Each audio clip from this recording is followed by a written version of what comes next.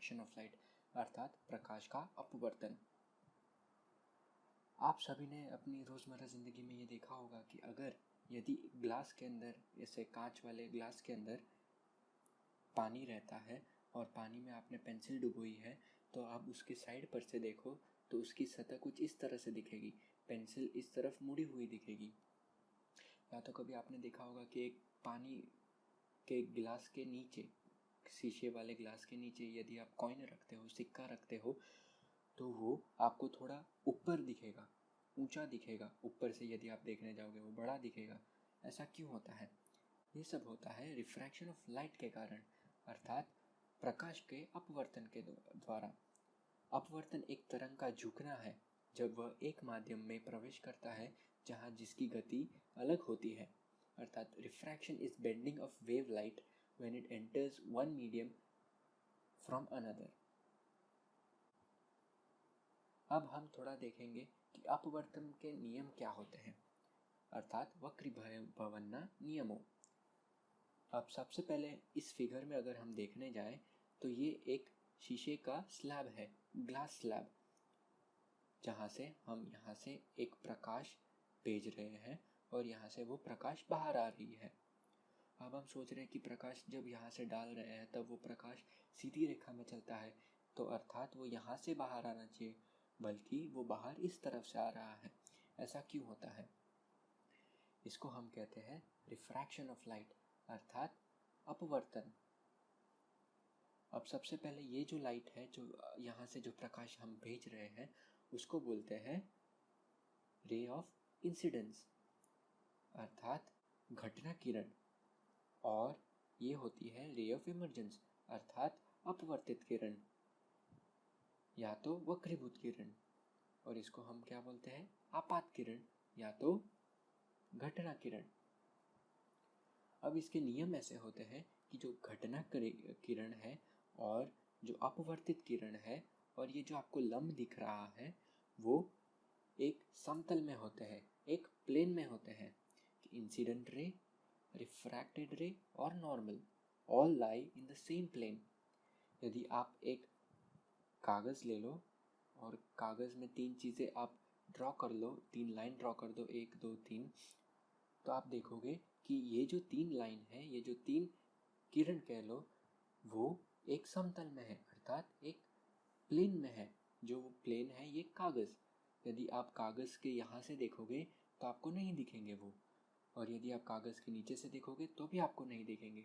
आपको कागज़ के ऊपर से देखना होगा ताकि आपको ये तीनों 3 लाइन दिखे। इसी प्रकार जो इंसिडेंट रे है, रिफ्रैक्टेड रे है और नॉर्मल है, वो एक ही समतल में रहते हैं, अर्थात आपत किरण, वक्रीभूत किरण અને સપાટી પર દોરેલો લંબ ત્રણેય એકબીજાને સમતલમાં આવેલ હોય છે। और ये जो लंब होता है वो हम सब जानते हैं कि वो इस त्वचा या इस सरफेस से लंब होता है, परपेंडिकुलर होता है। और ये जो एंगल होता है लंब और घटना किरण, अर्थात लंब और आपात किरण के बीच में, उसको हम बोलते हैं, इस एंगल को बोलेंगे आपात कोण।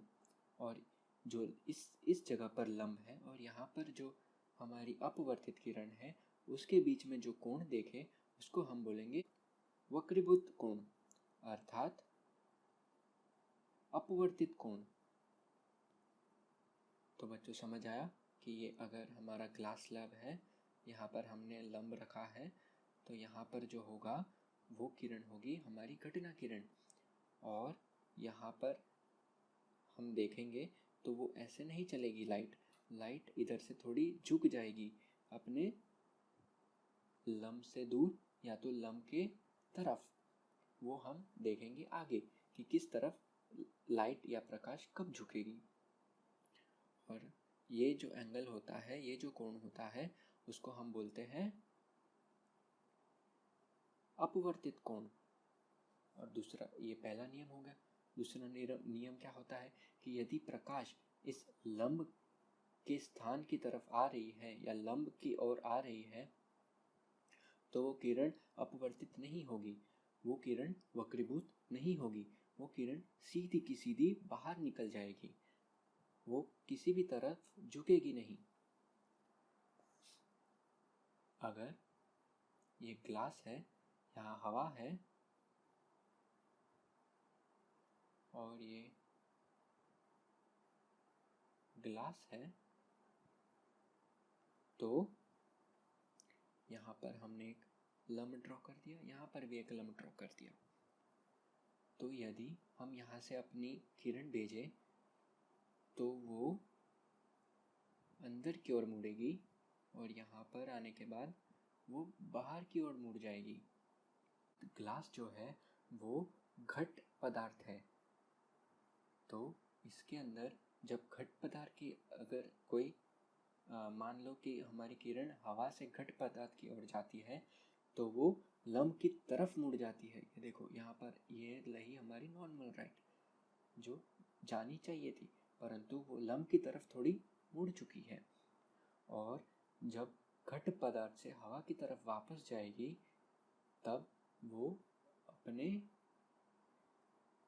लंब से दूर की तरफ मुड़ जाएगी या झुक जाएगी।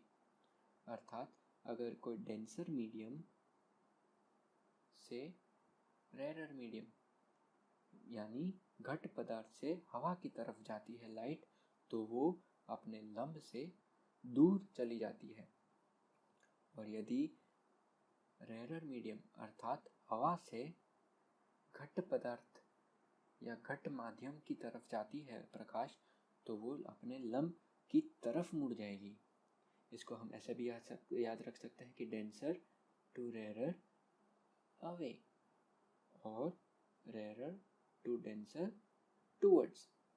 अर्थात घट माध्यम से कम घट माध्यम की तरफ अगर लाइट जाती है तो वो अपने लंब से दूर जाती है, और अगर कम घट माध्यम से ज़्यादा घट माध्यम की तरफ जाती है प्रकाश तो वो अपने लंब की तरफ मुड़ती है, वो लंब की तरफ मुड़ती है।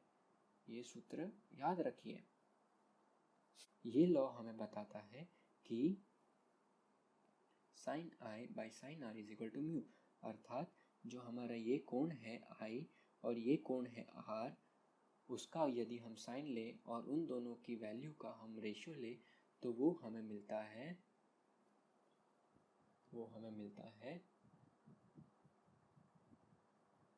वक्रीभवांक अर्थात अपवर्तनांक। अब हम देखेंगे कि वक्रीभवांक अर्थात अपवर्तनांक वो क्या होता है। रिफ्रैक्टिव इंडेक्स अर्थात वक्रीभवांक अर्थात अपवर्तनांक वो होता है कि measure of refraction of light through given medium. प्रकाश के अपवर्तन का माप हमें अपवर्तनांक द्वारा मिलता है। वो शून्य स्थान में प्रकाश का वेग बटे माध्यम में प्रकाश का वेग होता है। उसको हम म्यू के द्वारा दर्शित करते हैं। इसको हम बोलते हैं mu, MYU, mu. So refractive index is ratio of velocity of light in vacuum to velocity of light in medium। यहाँ पर जो प्रकाश का वेग होगा अर्थात कम घट माध्यम में हवा में जो प्रकाश का वेग होगा बटे जहाँ पर लाइट जा रही है अर्थात घट माध्यम में प्रकाश का वेग होगा, उसके दोनों का ये रेशियो होता है। मतलब यदि लाइट एक माध्यम से दूसरे माध्यम की तरफ जाती है तो उसका म्यू होगा वेलोसिटी अर्थात वेग जहाँ पर से लाइट आ रही है, जहाँ पर से प्रकाश आ रहा है बटे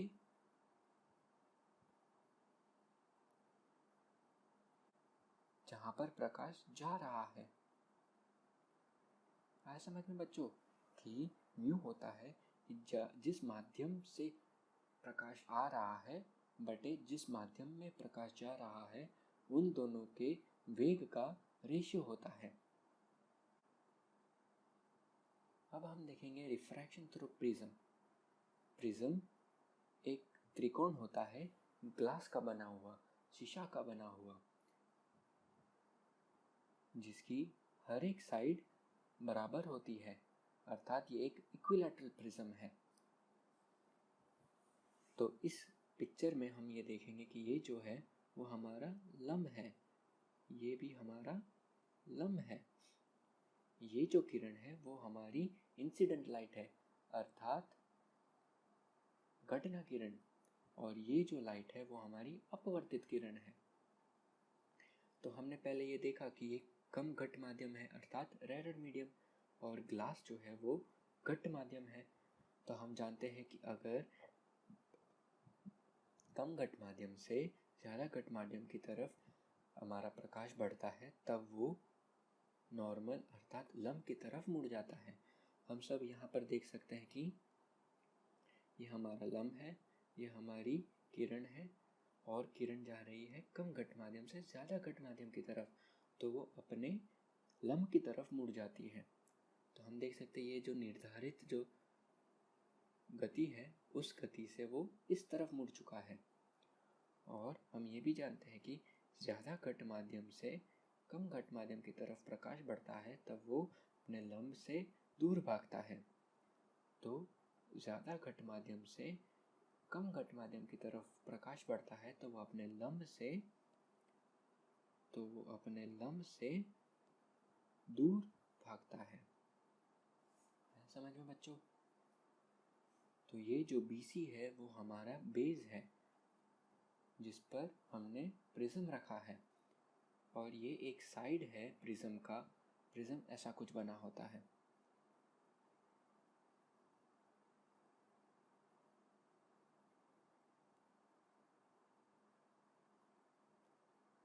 ठीक है बच्चों, ये प्रिज्म हो गया हमारा। तो हमारी जो लाइट है वो इस तरफ आती है, ये हमारा लंब है, और इस तरफ मुड़ के इस तरफ निकल जाती है, ये हमारा लंब है। आया समझ में बच्चों? और ये जो कोण है एंगल RZQ, अर्थात ये जो कोण है उसको हम बोलेंगे एंगल ऑफ डिविएशन, अर्थात विचलन कोण। गुजराती में इसको बोलेंगे विचलन कोण, और इसको हम डेल्टा से दिखाते हैं, अर्थात delta is equal to angle RZQ, angle of deviation. जो विचलन कोण है वो हमें बताता है कि हमारी जो घटना किरण है वो हमारे वक्रीभूत किरण से, गुजराती में बोले तो वक्रीभूत किरण, और हिंदी में बोले तो अपवर्तित किरण से कितनी कोण पे या कितनी झुकी हुई है। हमारी जो अपवर्तित किरण है वो हमारे घटित किरण से कितनी झुकी हुई है, ये हमें बताता है विचलन कोण, अर्थात एंगल ऑफ डिविएशन। ये वाला जो एंगल दिख रहा है ये वाला RZQ, ये वाला कोण। आया समझ में बच्चों? आशा करता हूँ कि आपको ये चैप्टर समझ में आया हो।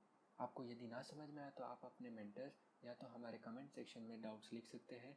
हम आपके कमेंट्स पढ़ेंगे और ज़रूर आपको रिप्लाई करेंगे। यहाँ पर कुछ 4 क्वेश्चंस दिए गए हैं, उस 4 क्वेश्चंस को आप सॉल्व कीजिए।